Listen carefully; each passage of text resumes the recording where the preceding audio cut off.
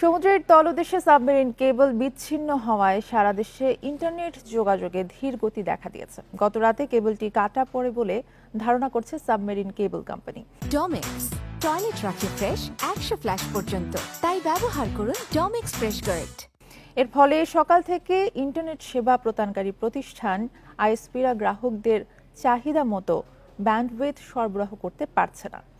Bangladesh submarine cable company লিমিটেডের ব্যবস্থাপনা পরিচালক জনাব মির্জা কামাল আহমদ জানান, সিঙ্গাপুর প্রান্ত থেকে পরীক্ষা করে দেখা গেছে সিমি V5 কেবল লাইন থেকে বাংলাদেশের কুয়াকাটা ল্যান্ডিং স্টেশন বিচ্ছিন্ন হয়ে পড়েছে।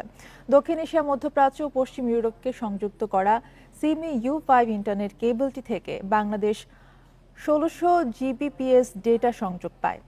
আইএসপিরা বলছে, ব্যান্ডউইথ কমে যাওয়ায় বাংলাদেশে সকালে ইন্টারনেটে ধীর গতি দেখা দিয়েছে, যা চাহিদা বাড়ার সাথে আরও ধীর হতে পারে। কেবলের সমস্যা চিহ্নিত করে দ্রুত সমাধানের চেষ্টা করা হচ্ছে, জানিয়েছে সাবমেরিন কেবল কোম্পানি কর্তৃপক্ষ।